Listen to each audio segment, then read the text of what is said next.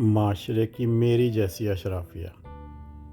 ہم اشرافیہ ہیں یا ضمیری اخلاقی مذہبی طوائفیں ہیں؟ کیونکہ دنیا میں کچھ معاشرے ایسے ہوتے ہیں جن معاشروں کی اشرافیہ اور میری جیسی اشرافیہ، میں کسی اور کا ذکر نہیں کر رہا، میری جیسی اشرافیہ جو عموماً ان کے معززین شہر، اعلیٰ عہدیدار، سیاستدان، کاروباری حضرات، خود ساختہ صحافی اور اس معاشرے کو تحفظ دینے کے لیے ان کے محافظ،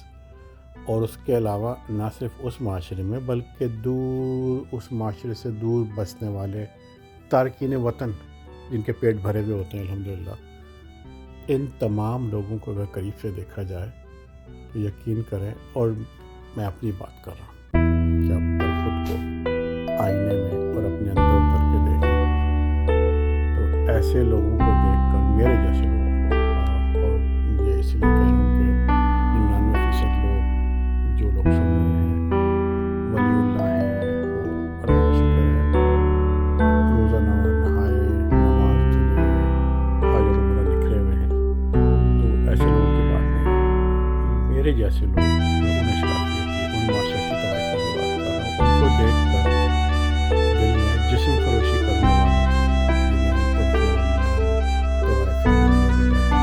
ان کی عزت کرنے کا بے انتہا دل جاتا ہے، اور ان طوائف و رنجوں کے باوقار رہنے میں کوئی شک نہیں رہتا، کیونکہ